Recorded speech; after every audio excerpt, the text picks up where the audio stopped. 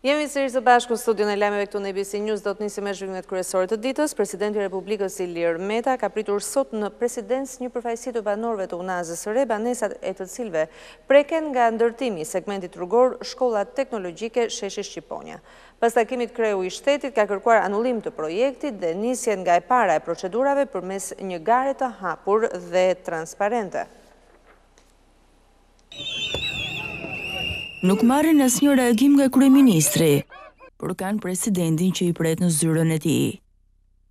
Banorët e unazës së re që protestojnë prej 3 muajsh, banesat dhe pronat e të cilëve preken nga projekti i segmentit rrugor mbi kalimin i pallatit me shigjeta, rreth rrotullimi i sheshit Shqiponja, morën mbështetjen e kryetarit të shtetit. Qëndrimin e tij zyrtar, presidenti Ilir Meta e detajoi me shkrim. Më datë 19 nëntor 2018, presidenti me shkrim zyrtare i ka kërkuar informacion dhe të dhëna me shkrim drejtuesve të 10 institucioneve shtetërore për çështjet që kanë të bëjnë me detyrat e tyre në lidhje me këtë projekt. 6 prej tyre nuk i kanë kthyer përgjigje, ndonse në këto 75 ditë presidenti i ka dërguar më shumë se një herë kërkesën e tij. Ato janë Ministria e Infrastrukturës dhe Energjisë, Ministria e Drejtësisë, Aluizni, Zyra Qendrore e Regjistrimit të Pasurive të Paluajtshme, Ministria e Brendshme dhe Inspektoriati Kombëtar i Mbrojtjes së Territorit. Mosdhënia e informacionit ndaj presidentit të Republikës, i cili është kërkuar në mënyrë të përsëritur prej tij, forcon bindjen se këtij projekti i ka munguar qëllimisht transparenca në çdo hall të procesit, në kundërshtim me rendin kushtetues dhe juridik të Republikës së Shqipërisë. Nga gjithë informacioni që është administruar deri më tani, presidenti i Republikës ka arritur në bindjen se projekti për rehabilitimin e segmentit rrugor mbi kalimin e pallatit me shigjeta, rreth rrotullimi i sheshit Shqiponja, paraqet shkelje të shumta ligjore. Këtë e bazon në datat e publikuara për miratimin e projektit, tenderimin dhe shpalljen e fituesit. Në këtë mënyrë, rezulton e provuar se procedurat e tenderimit për realizimin e investimit në këtë segment rrugor janë shpallur, zhvilluar dhe kanë përfunduar ndërkohë që projekti nuk ishte miratuar ende nga Këshilli Kombëtar i Territorit.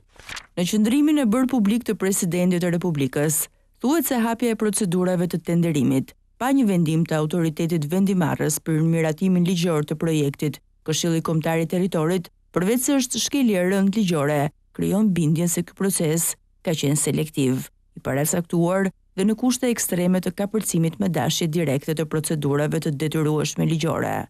Siç është faktuar publikisht, konkurrimi në të 3 lotet ka qenë fiktiv. Në çdo lot kanë konkurruar 2 kompani, ku e njëjta kompani në të 3 lotet ka dhënë ofertë ekonomike me vlerë zero. Kjo provon qartazi realizimin e një procesi tenderimit të trukuar. Të nxituar dhe as pak objektive sheh kryetari i shtetit vendimin e qeverisë dhe RSH-s për të rihapur procesin e tenderimit për realizimin e kësaj vepre. Kjo sepse sipas tij aktualisht organi i prokurorisë është duke kryer hetime. Dhe nga ky hetim mund të zbulohen fakte dhe rrethana të cilat mund të sillin pasoja të drejtë për drejta që ndikojnë në mënyrën se si kjo vepër duhet realizuar. Në përfundim, presidenti Ilir Meta kërkon zgjidhjen menjëhershme të kësaj çështjeje. Ndërmasat që duhet të merren sipas kryetarit të shtetit janë anullimi menjëhershëm i projektit për rehabilitimin e segmentit rrugor mbi kalimin i pallatit me shigjeta rreth rrotullimi i sheshit Shqiponja, skualifikimi i operatorëve ekonomik nga gara e dytë e hapur nga RSH, pas anullimit të plotë të projektit ekzistues, të nisin procedurat me garë të hapur për të realizuar një projekt të ri, i cili duhet të ofrojë zgjidhjen më të mirë teknike për zhvillimin urban të Tiranës. Për të mos qenë pesimist ndaj këtyre kërkesave, presidenti Ilir Meta shpreh i bindur se kur ka vullnet nga qeveria dhe institucionet përgjegjëse, gjithmonë ka zgjidhje. Kërkesa e kreut të shtetit për anullimin e projektit të unazës së re ka sjellë reagimin e ashpër të kryeministrit Edi Rama në Twitter. Betohem. E vërteta është se Ilir Meta është drejtuesi më serioz i opozitës. Kështu e sheh kryeministri Edi Rama presidentin e Republikës pas qëndrimit që publikoi për projektin e unazës madhe. Në një postim në Twitter, kreu i qeverisë shkruan se presidenti kushtetutën e lexon njësoj si opozita. Qeverinë e urren njësoj si ata, rrëmujën e uron njësoj si ata, por ndryshe nga ata, ai ulvarci të mbushin çarçaf me dokra ligjore dhe budallallokut i del për zot pa pikën e gajles. As pak serioze konsideron këtë reagim të kryeministrit zëdhënësi i presidentit Edi Blushi. pasi bën llogaritë e shumës që i kanë dhënë kompanisë fituese me dokumenta të falsifikuara të Albania, i rikujton se shuma e sigurimit të kësaj kontrate është rreth 1.812.000 euro. A ka kërkuar sipas rregullave të prokurimit publik qeveria dhe ARSH konfiskimin e kësaj vlere për llogaritë të shtetit shqiptar, pasi u faktua se kontratën e kishin lidhur me një kompani fantazëm, a ka mundur shteti të garantojë interesin publik në këtë rast, duke konfiskuar sigurimin e kontratës, apo edhe ky dokument ka qenë i falsifikuar. Këto dhe shumë detyra të tjera, ligji ja ngarkon kryeministrit dhe vartësve të tij që t'i bëjnë, shkruan zëdhënësi i presidentit, i cili e mbyllë reagimin e tij me një shprehje popullore: shtëpia me tjegulla dhe shteti me rregulla. Por nuk ka munguar as reagimi i kryetarit të Bashkisë Tiranë, Erion Veliaj, sipas të cilit Ilir Meta po mbështet 1% të banorëve të Tiranës dhe jo pjesën më të madhe të saj që është 99%. Nëse presidenti inkurajon këtë 1% të hurit dhe zjarrit, kot që flasim, shkruan qytetari i parë i Tiranës. Gjatë një inspektimi në një fabrik bimësh medicinale në Dushnik të Beratit, kryeministri Edi Rama deklaroi se qeveria do të mbështesë të gjithë sipërmarrësit me programe të posaçme biznesi. Rama tha se qeveria ka vullnetin të ndihmojë bizneset me fonde në mënyrë që të rrisë punësimin. Kryeministri Edi Rama vizitoi një fabrik bimësh medicinale në Berat, e cila ka të punësuar 60 punëtor dhe 2700 fermer të angazhuar në mbledhjen dhe propunimin e këtyre bimëve. Shefi ekzekutivit tha se sipërmarrësit do të mbështeten nga qeveria përmes programeve të posaçme me idetë e tyre inovatore. Ne kemi gjithë vullnetin, mundësitë e reja janë të jashtëzakonshme sepse bëhet fjalë për një volum fondesh shumë të madh. Por siç e kemi mësuar nga jeta me perëndimin ku ti çon dhe punojmë gjithë rrugë, punojmë 2600 ton ditë. Siç e kemi mësuar, duhen letrat mirë të kopsitura, idetë e qarta, strategjia e qartë edhe te masave të gjitha kemi hyrë tamam. Në fund parat janë. Po para që hajde se po i hedhim s'ka. Një prej projekteve mbështetëse atë i parë veçon sipërmarrësi i fabrikës duke treguar mundësitë e reja që krijohen. Mbarim dhe 60 punëtor tjerë sepse do shtojmë dhe frutat, sepse dhe vetë projekti që kemi bërë nuk mund të lejohet që frutat të jenë bashkë me bimësidale dhe tjetër. Patjetër. Të investojmë patjetër, duhet të shtojmë investimin sepse edhe vendet e kemi shumë kufizuar dhe të hyjmë në projektin gjerman që kemi rreth 250 tonë mollë thatë. Në materialin e përcjellë nga zyra e shtypit e kryeministrit, thuhet se sipërmarrësi i fabrikës ka puhuar se lehtësitë fiskale të qeverisë në 3 vitet e fundit kanë ndikuar në përmirësimin e performancës së biznesit të tij. Lulzim Basha është ndalur në Fier për takuar banorët dhe për të ftuar ata të bashkojnë në protestën e 16 Shkurtit këtu në Tiranë. Kreu i Partisë Demokratike foli edhe për protestën e studentëve, duke nënvizuar se ata nuk do ta humbasin vitin akademik pavarësisht deklaratave të kryeministrit. Pas Mallakastrës, turi i takimeve me qytetarit e kryetarit të Partisë Demokratike Lulzim Basha ka vijur në Fier. Në bashkëbisedim me banorët të zonës, Lulzim Basha u ka kujtuar se opozita ndan të njëjtat shqetësime dhe ka paraqitur edhe rrugët e zgjidhjes, uljen e taksave e shërbime më të mira për qytetarët. Kam një biznes të vogël aty, që më ka bërë me TVSH, unë bëj 10.000 lekë në ditë, 20.000 lekë në ditë. Pra gjiro të ka rënë. Po gjiro ka rënë 20.000 lekë. Je futur në skemën e TVSH-s? Në skemën e TVSH-s. Për të tërë populli shqiptar. Të lumë goja, shëndetin mbarësive për ju. Filloni luftën kundër krimit. Absolutisht. Një shitje kam bërë, vetëm një rrip. Vetëm një rrip. Vajtë të që janë tani me një shitje. Sigurisht jo. Ne kemi plan ta heqim 300 lekshin që ushtuar këto 2 vite. Kam marrë pak vesh. Çfarë ndihmë ju jep jo? Ju jep ndihmë? Po ndihmë neve sikur dhe pak, neve alergji jemi. Ndihmë na ndihmon. Sidomos karburanti nuk është vetëm për ne, po është për gjithë popullin. Për gjithë ekonominë, kjo është. Basha gjatë turit të takimeve u ndal edhe me fermerët e Frakullit, duke u bërë atyre ftesën për të marrë pjesë në protestën e 16 Shkurtit në Tiranë, sipas tij për të rrëzuar regjimin e Ramës. Kjo është ftesa 16 Shkurtit. Nuk ju kam thirrur për t'ju mbajt fjalime me 16 Shkurt në Tiranë. S'kam çfarë t'ju them më. E vetja që hajdeni aty dhe me praninë tuaj, me pjesëmarrjen tuaj, bëni atë që bën çdo popull evropian. Deklaroni fundin e këtij regjimi, edhe të hapim rrugën për një zgjidhje politike. Basha ka folur për protestën e studentëve, duke nënvizuar se përkundër kërcënimeve të kryeministrit e të dërguarve të tij, nuk ka shanset që studentët të humbin vitin akademik. Asnjë shans nuk ka Edi Rama t'ju djeg vitin akademik. Viti akademik i studentëve do të jetë plot, do të njihet i plot dhe do të njihet bashkë me mirënjohjen e thellë qytetarëve shqiptar për rolin e tyre në këtë zgjidhje të madh kombëtar që ka e do të ketë vetëm një përfundim. Çlirimin e Shqipërisë nga oligarkia, çlirimin e Shqipërisë nga krimi dhe kthimin e Shqipërisë tek zotët e saj të vërtet, që jeni ju, qytetarët e lirë shqiptarë, qytetarët e lirë të firë dhe gjithë Shqipërisë. Në materialin e përcjell nga zyra e shtypit të Selis Blu, Basha u kërkon të rinjve se do të jenë ata që do të marrin në dorë fatet e vendit, ndërsa do të jetë qeveria e ardhshme ajo e Partisë Demokratike që do i mbështesë. Pas burelit, protesta qytetare e thirrur nga Partia Demokratike është mbajtur në Elbasan kundër betonizimit që po i bëhet qytetit, protestuesit u mblodhën tek parku Rinia, të cilin e konsiderojnë si shprehje të betonizimit dhe aferave korruptive në këtë qytet. Qytetarët që e morën fjalën thanë se ky është rasti tipik ku janë shpenzuar 3 miliard lekë që solli betonizimin e një parku të gjelbër. Protesta vazhdoi në formë marshimi në bulevardin e qytetit me thirrje kundër kryeministrit e për të bashkuar në protestën e 16 shkurtit të thirrur nga Partia Demokratike në Tiranë. Protestuesit janë ndaluar dhe përpara godinës së bashkisë, ku kanë bllokuar rrugën dhe ku kanë kërkuar largimin e kryebashkiakut Qazim Sejdini.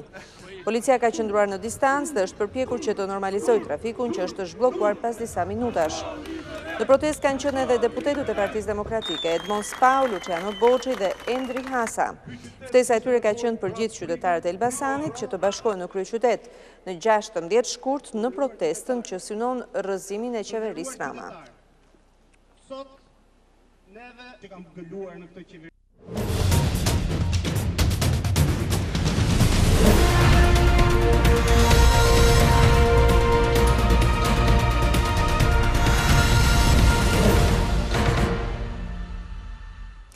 Regjistrojnë 2 viktimat e para nga gripi në Shqipëri, një 48 vjeçar nga Elbasani, i cili ndroi jetën në sanatoriumin e Tiranës, dyshohet se ishte prekur nga gripi i derit.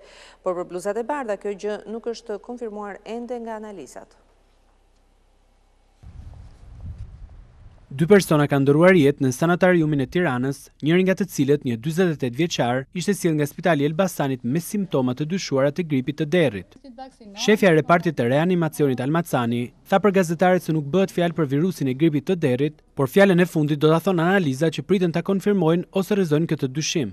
Pacienti kishte rreth 5 ditë i ardhur në spitalin tonë, paraqet me një gjendje shumë të vështirë, me vështirësim frymëmarrje, të cilat na detyruan ta fusnim në asistencë me respiracion të drejtuar, me frymëmarrje artificiale. Pra, pacienti fatkeqësisht vuante edhe nga patologji kronike të mushkrive, ishte fumator, alkoolist, gjë që pavarësisht asistencës vendimës, trajtimit agresiv të dhënë dhe intensiv në reanimacion, nuk mundi të mbijetonte dhe ndroi jetë.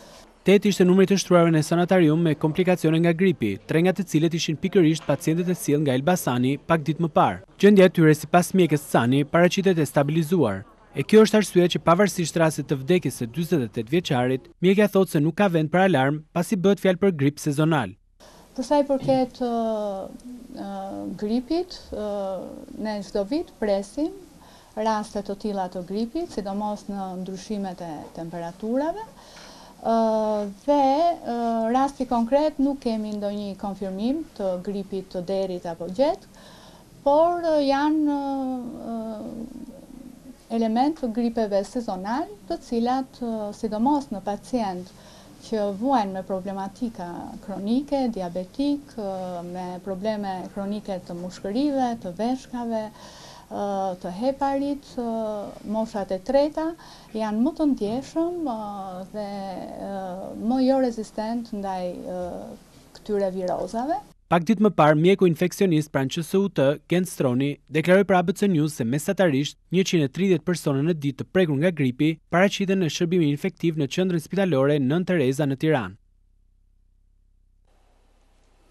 48 vjeçari Arben Sulaj qëndroi jetë në sanatoriumin e Tiranës, ishte një nga 3 rastet e rënda nga Elbasani, për cilat ka dyshime se janë prekur nga gripi i derit dhe janë dërguar disa ditë më parë në sanatoriumin e Tiranës. Drejtoria e Shëndetit Publik në Elbasan ka dyshime se të 3 pacientët janë prekur nga virusi AH1N1, por janë në pritje të rezultateve të analizave përfundimtare. Elbasani po përballet me fluks qytetarësh me grip, mesatarisht 150 raste në ditë. Gripi ka prekur gjithë grup mosha, të cilat në shkollë qarku llogariten në disa mira. Në shkallë qarku, Drejtoria e Shëndetit Publik në Elbasan ka kërkuar marrjen e masave për mbrojtjen e shëndetit të popullatës.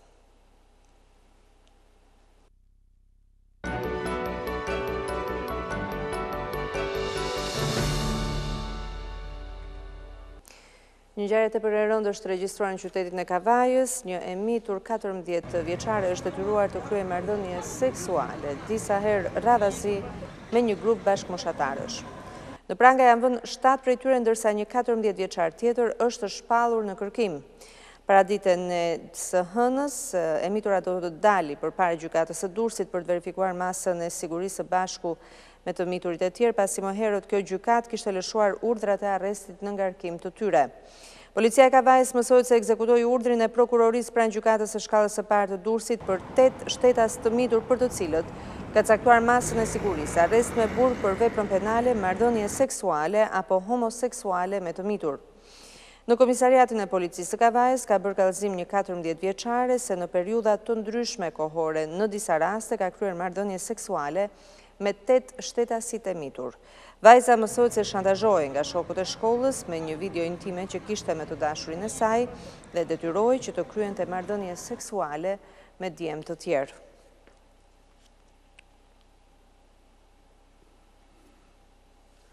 Një market është vjedhur mëngjesin e sotëm Tiranë nga persona që kanë thyer me mjete të forta derën e tij. Ngjarja ndodhi në një nga lagjet më të populluara të kryeqytetit, por policia nuk ka dhënë asnjë informacion zyrtar.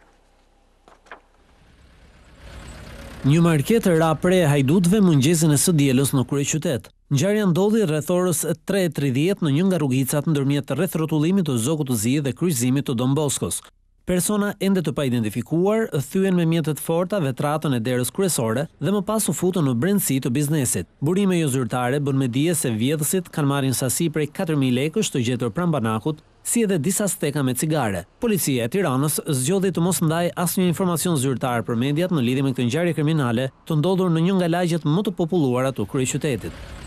Koment për vjedhjen nuk pranoi të jap as pronari i marketit. Oficerët e policisë gjyqësore të mbërritur në vendngjarje bën qyrje të nevojshme si edhe sekuestrimin e kamerave të sigurisë të marketit dhe të bizneseve pranë. Nga qyrja e tyre pritet të sigurohen të dhëna me interes për hetuesit për numrin e personave të angazhuar në vjedhje, si edhe për të bërë të mundur identifikimin e tyre dhe dhënien para përgjegjësisë ligjore. Grabitjet e bizneseve nuk janë një fenomen i pazakont në vend gjatë muajve të fundit.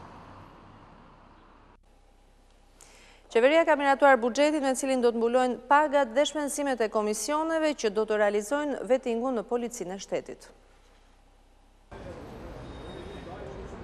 Pas miratimit në buxhetin e shtetit që i hap rrugë ngritjes së institucionit të vettingut në radhët të policisë, Garda e Republikës është përzgjedhur vendi ku do të kryhet procesi, ndërkohë fondi total i lëvruar është 42 milion lekë të reja. Ka qenë surprizë vendimi për të përcaktuar një nga godinat e Gardës së Republikës, vendi se ku do të zhvillohet vettingu në radhët të policisë, ku më herët ishte përcaktuar Akademia e Sigurisë. Infrastruktura ishte pothuajse e përfunduar në godinat e policisë në Sauk dhe procesi parashikohej të fillonte në janar, por përsëri do të duhet kohë fizike që policët të vetohen brenda muajit shkurt. Ashtu si kolegët të tyre që kryen rivlerësimin e gjyqtarëve dhe prokurorëve, edhe komisionerët që do të kryen vettingun në polici do të trajtohen me paga të majme. Vendimi i qeverisë me numër 14 i miratuar më datë 16 janar 2019 u publikua në fletorën zyrtare dhe pagat më të larta i kanë anëtarët e komisionit të jashtëm të vlerësimit me 190.000 lekë të reja në muaj, ndërsa për anëtarët e sekretariatit teknik të komisionit të jashtëm të vlerësimit do të jetë 110.000 lekë të reja në muaj.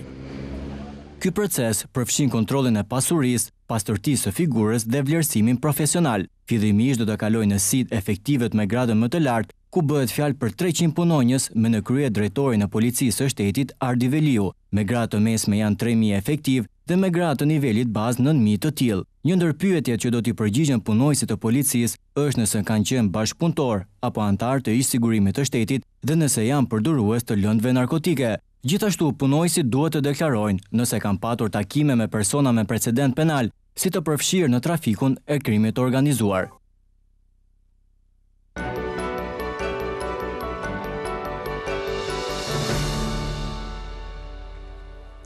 Vendimi i Ministrisë së Infrastrukturës dhe Energjisë për të ngrirë në grup dhe në mënyrë të njëanshme të gjitha kontratat koncesionare jo operative, sipas Konfindustrisë nuk i jep zgjidhje problematikave. Përmes një njoftimi për shtyp, Konfindustria thekson se ngrirja e kontratave për hecet mund të prodhojë pasojë të rënda financiare për biznesin, buxhetin e shtetit, korrupsion, si dhe rritje të pasigurisë tek investitorët. Konfindustria më tej thot se Ministria e Infrastrukturës dhe Energjisë duhet të sqarojë sa më shpejt se çfarë përfshin koncepti ligjor i kontratave jo operative dhe çfarë do të ndodhë me operatorët e tjerë të ndërtimit të heceve. Konfindustria kujton rastet e ngjashme të dëshkimeve të rënda financiare prej 10 milion eurosh ndaj shtetit shqiptar në arbitrazhe ndërkombëtare, si Çezi, projekti treni Durrës-Tiranë, që flasin qartë për rrezikun. Sipas saj, kur ka shkelje ligjore të kontratave, Ministria duhet të ndjek procedurat përkatëse për të zgjidhur në rrugë gjyqësore në mënyrë individuale mosmarrëveshjet me secilin biznes koncesionar dhe jo në grup.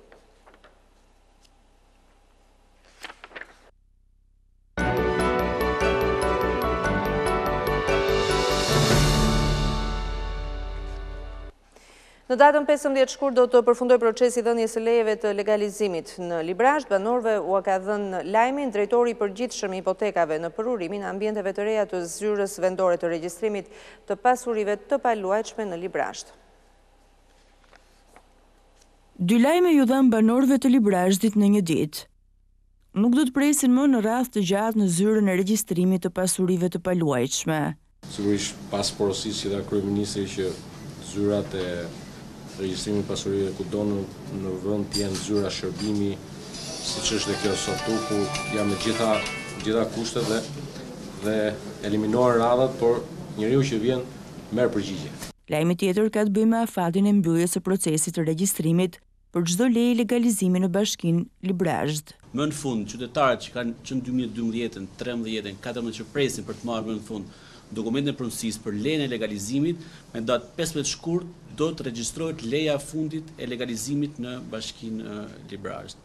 Kështu që kjo është një lajm i mirë që duhet ta ndaj sot me juve këtu. Për kryetarin e grupit parlamentar socialist Auland Balla, procesi i legalizimit për të transformimin e shërbimeve publike janë premtime të mbajtura të qeverisë shqiptare. Partia Demokratike përmes deputetit Bart Spaja ka publikuar disa fotografi të cilat sipas tij përkasin ambienteve të konvikteve studentore në Shkodër. Nuk janë thjesht kushte primitive, shkruan deputeti demokrat në rrjetet sociale, por mbi të gjitha problem paraqesin kushtet higjienike, të cilat janë burim sëmundjesh. Duke ju drejtuar ministres së Arsimit dhe asaj të Shëndetësisë, deputeti Spaja i kërkon përgjigje se pse studentët lejohen të jetojnë dhe paguajnë qira për ambiente që duhet të mbyllen urgjentisht.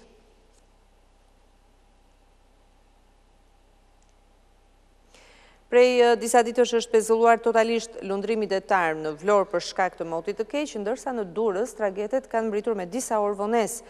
Nga era e fortë në qytetin e Vlorës janë dëmtuar edhe shtyllat elektrike, duke lënë pa energji disa zona të qytetit. Moti i keq ka shkaktuar probleme në Vlorë. Lundrimi detar mbetet i pezulluar dhe tragedi Vlorë Brindisi vijon të qëndrojë në radhë. Po ashtu është paralizuar edhe lëvizja e njeve të peshkimit. 5 varka të vogla janë përmbytur në zonën e plazhit të vjetër nga dallgët e mëdha. Era e fortë rrezoi edhe pemët në pyllin e sodës, duke e bllokuar rrugën për rreth 45 minuta. Moti i keq shoqëruar me erë mjaft të fortë ka krijuar probleme në qytetin e Vlorës, rruga e bllokuar në zonën e pyllit të sodës për të cilën është ndashur ndërhyrja e forcave zjarfikse për ta zhbllokuar, ndërkohë probleme ka patur edhe në det teksa lundrimi është i bllokuar. Nga moti i keq janë dëmtuar edhe shtyllat që furnizojnë me energji elektrike disa zona në Vlorë, ndërsa ekipet e OSHE ndodhen në terren për riparimin e defekteve. Moti i keq në 2 anët e Adriatikut shoqëruar me erë të fortë ka sjell anomali në lundrimin e tragjeteve të pasagerëve. Tragjetja ankonës mbërriti në portin e Durrësit me 3 orë vonesë, ndërsa 2 tragjetet e linjës Durrës-Bari u nisën me 8 orë vonesë. Anijet tregtare dhe ato të peshkimit po qëndrojnë në kalatat përkatëse deri në përmirësimin e kushteve atmosferike. Ngjarje e rënë në ujërat e liçenit të Shkodrës që i përkasin malit. Të zi një grua është mbytur dhe 3 persona rezultojnë të zhdukur duke përfshirë këtu dhe djalin dhe burrin e viktimës. Pas mbytjes së një anije të vogël turistike që po i transportonte ata në liçenin e Shkodrës në kufirin mes malit të zi dhe Shqipërisë. Kështu njoftuan ekipet e shpëtimit dhe policia malazeze. Barka po bartet të turistë për të vizituar një kishë në një nga ishujt e liçenit, 4 prej tyre u shpëtuan, i kanë thënë AFP-s autoritetet zyrtare në Podgoricë. Shtetësia udhëtarëve nuk është zbuluar ende për mediat. Ekipet e shpëtimit, duke përfshirë zhytësit dhe një helikopter policie, u mobilizuan për të gjetur të zhdukurit, njoftoi media vendase. Shkaqet e aksidentit janë ende të panjohura, por zona është goditur nga moti i keq gjatë ditës së sotme.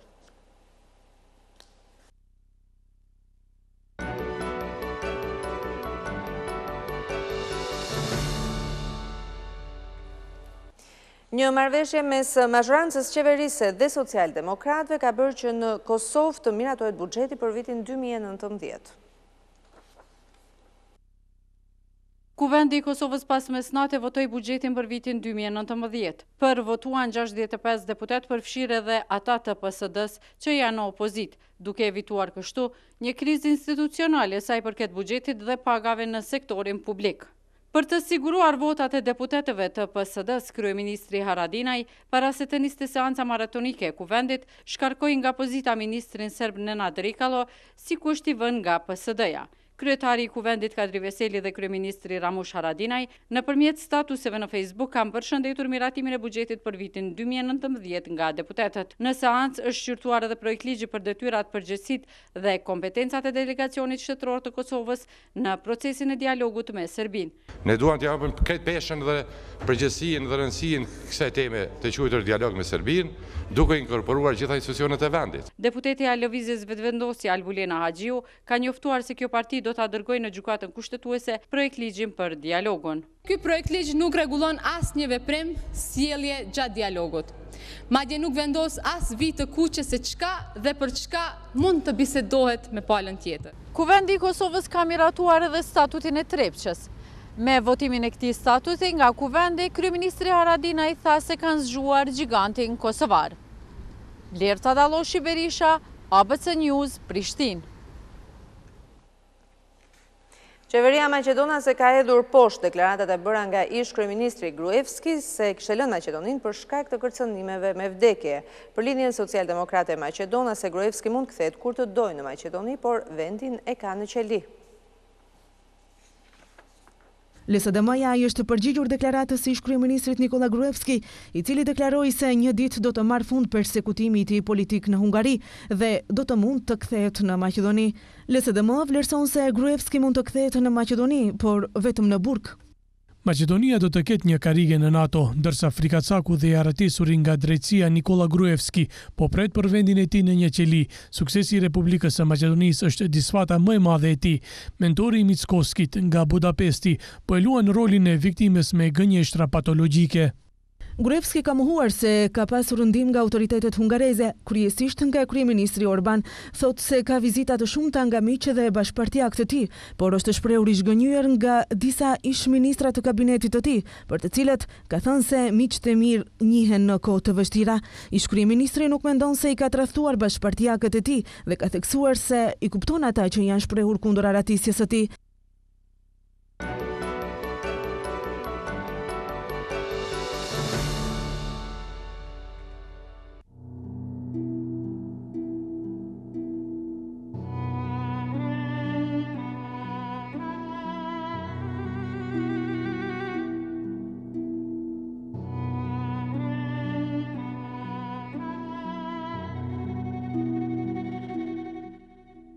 Simon Mirakaj është një ish i internuar gjatë regjimit komunist në Shqipëri. Ai ka lindur në Burg, e ku jetoi në internim për 44 vite.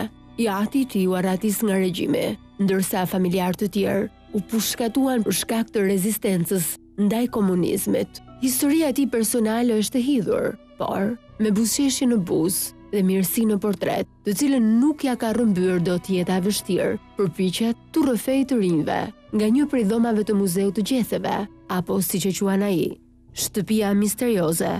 Jetën e tij, qëllimi vetëm, sipas Mirakajt, është të kujtojmë për të mos harruar. E shtëpia që quhet shtëpia me gjethe, edhe shtëpia misterioze, ka pas dy epitete për problemet tragjike që kanë ndodhur në Shqipërgasin në asaj periudhe. E rëndësishme është, nuk është kënaqësi me folë, me thanë kam vujt, ose mi u shkaktu dhimbje të tjerëve që të thonë ata i shkreti sa ka vujt. Qëllimi i rrëfimeve të mi dhe të kolegëve të mi, të bashkëvujtëve të mi, është se japin mesazhe. Japin mesazhe që të ndigjohet që kjo histori mos të përsëritet.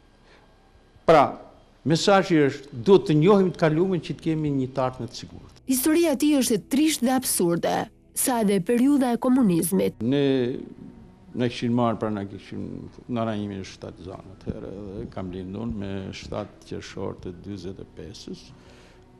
Pas 2 javësh kemi shku në Berat. Pastaj ka vazhdu kalvari deri në 89-ën me 4 korrik të 89-ës. Tash është një fjalë goje, po rruga është ka qenë e gjatë, shumë e mundimshme, por njeriu gjen edhe forcën, sidomos kur je i pafajshëm. Njeriu mbaron kur i humbet shpresa. Realiteti ishte mizerje. Mirë, por ne na punon të fantazia. Shivi mandra me syat.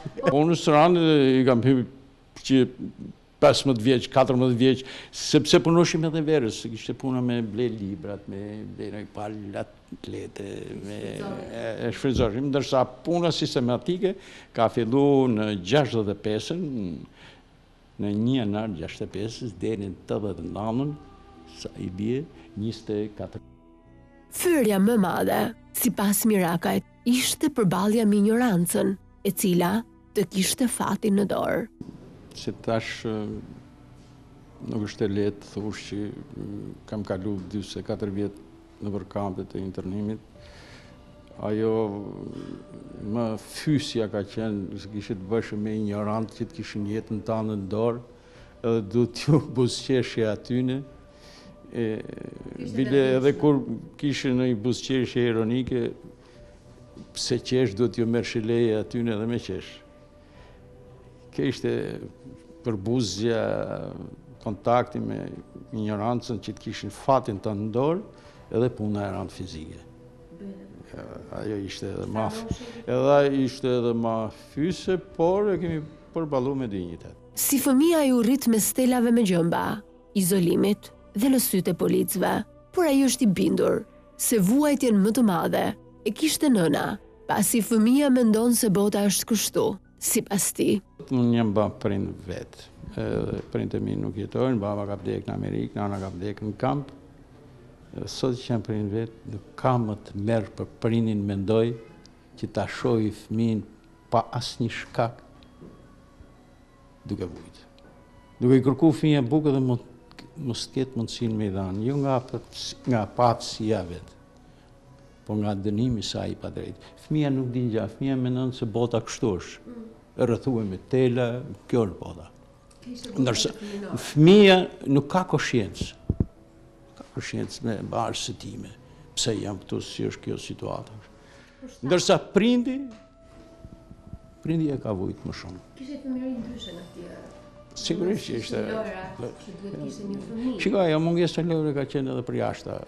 Rritën si të policëve me gjellë kazani, probleme shumë. Fillimet e të jetuarit në kampe nga 1944, 1954 kanë qenë teje të vështira. Pas vdekjes së Stalinit, gjërat sikur ndryshuan pak, thekson Mirakaj. Pas edhe diferencime, periudha e kampeve të fillimit 45 deri në 54 kanë qenë jashtëzakonisht rana.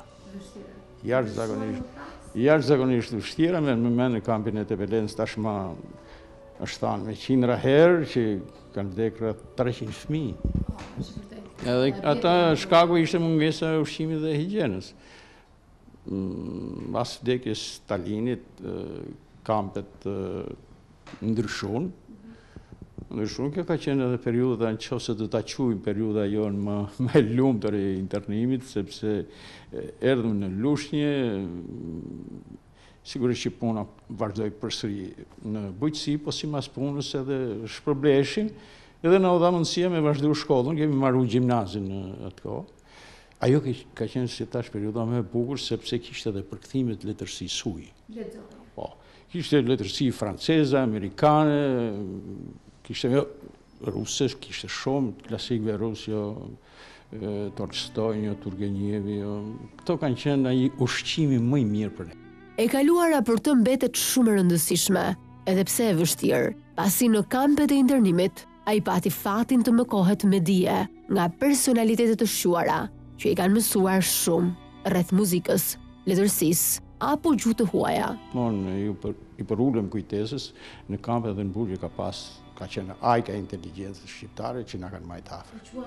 Edhe na kanë ushqy dashnin për me mësu sepse do të vi një ditë që ju do ta shifni lirin, do ta gëzoni lirin, po do ju binë ndërmend për ne, për këshillat tona, dhe unë sinqerisht të them që unë i kujtoj shpesh dhe me shumë. Tregoj një rast, është rast i bukur, me kardinal Koliqin, ai nuk jeton.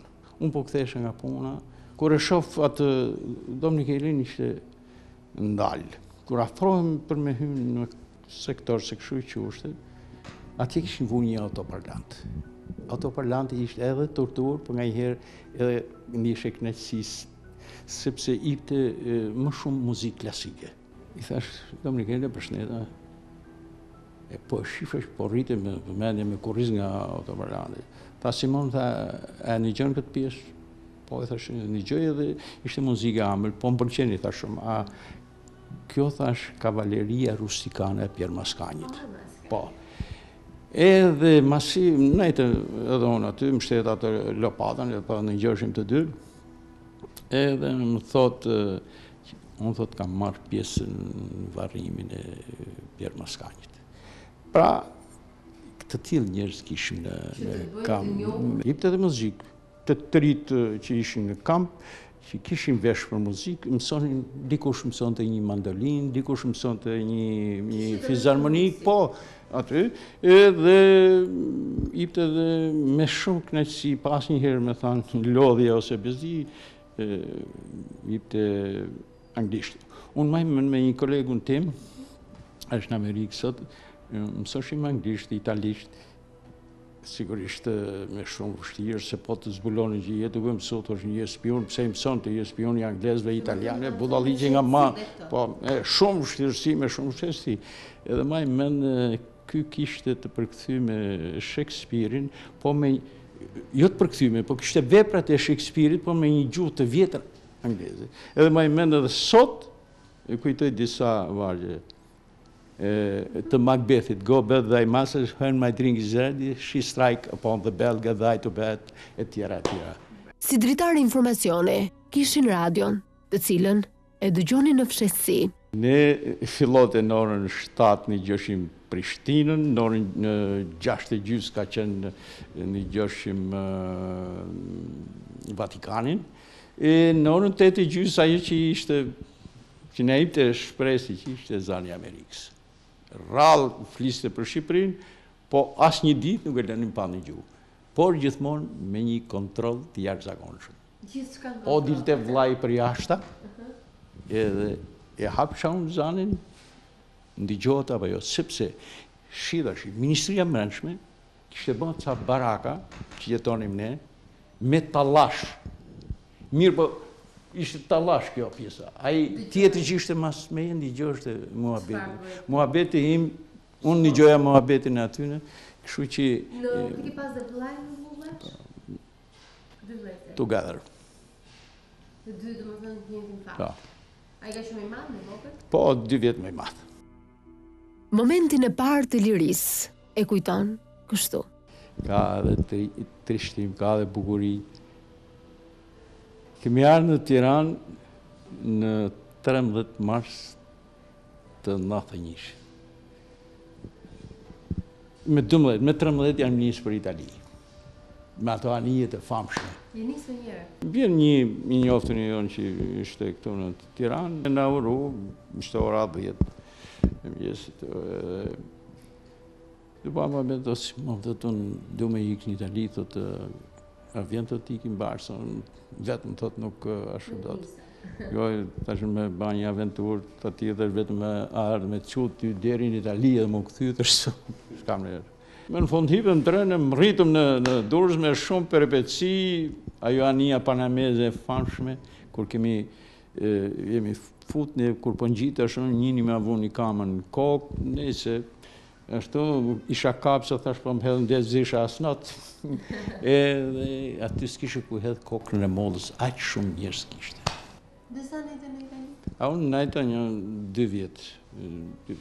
Edhe pse nuk e shijoj shumë Tiranën, pasi u drejtua drejt Italisë, pas 2 vitesh, ai u kthye në Shqipëri për të realizuar ëndrrën e tij në sirtar. Shiko, dëshira e ime ka qenë me u bë futbollist. Kjo ka qenë ëndra ime, pastaj me kalimin e viteve ndryshojnë kur e shef edhe mundësitë se kush je, që s'ke asnjë mundësi. Atëherë, me fitimin e lirisë, demokracisë, ishte një ëndrrën sirtar, ka qenë një film, ëndrrën sirtar, edhe unë e hapa sirtarin edhe pash që të vazhdoj për jurist. Me që më ka mungu drejtësia shumë, kam vujt nga pa drejtësia, atëherë të... është tamam metafora dukur. Për 28 vitesh, ai është punonjës i administratës, aktualisht, ai është antar i autoritetit për hapjen e dosjeve të ish sigurimit të shtetit. Aplikuar mjaft për me qenë pjesë autoritetit, pastaj Komisioni Ligje bani ato përzgjedhjet e veta si mas kritereve që kishin përcaktuar. Aty pastaj unë isha i mbështetur nga shoqëria civile, se kështu e kishte ligji, jo nga shoqata, por nga shoqëria civile, dhe u përzgjodha që nërmjet 5 antarëve të jem unë. Sugjeru kjo nuk isha asnjë dëshirë me shkues, sepse duke njoftë mirë, njoftë si thelli asaj situate, kisha frikë se do gjej edhe ndonjë mikun tim, ndonjë shokun tim, a ndonjë shoqen time, kështu që vjen një disgusto, si me thënë, nuk kisha dëshirë mirë, po në konsultët me vllajin, dikush do të shkonte aty, kështu që është mirë ta mos të shmangemi në tjetër raste. Puna është që ti jesh korrekt, të zbatosh ligjin, mos të vrasin në rgjegja për asgjë. Simon Mirakaj e thot me bindje se torturat kanë bërë të afërmit apo miqt që të bashkëpunojnë me ish sigurimin. Unë për veten time flas për pjesën e përndjekurve që janë banë bashkëpunëtor sigurimi, janë banë, jo se kanë pas dëshirë, por janë banë nëpërmjet torturave. Dhe kur shkosh thikan palës, jeta është e dhimbshme, nuk është puna që s'jam unë edhe me ra gjoksin e me thënë jam trimi trimave. Po edhe mu po të më kështë shku thikan palë dhe da kisha firmos. Kështu që me kolegët e mi, me bashkëvujtësit e mi, kanë ndodhur tortura të jashtëzakonshme. Se po t'ja shohësh historinë e familjes nuk ka asgjë tjetër me komunizmin. Nga torturat, nga... Kjo ka qenë arsye që për fatkeq disa janë vrarë të bashkëpunëtorë. Rrëfimin e tij e mbyll nga dhoma e hierarkisë së sigurimit në Muzeun e Gjetheve, kështu. Sa që pepsor Shqipëri, në të Shkurt, do të jetojë paqen e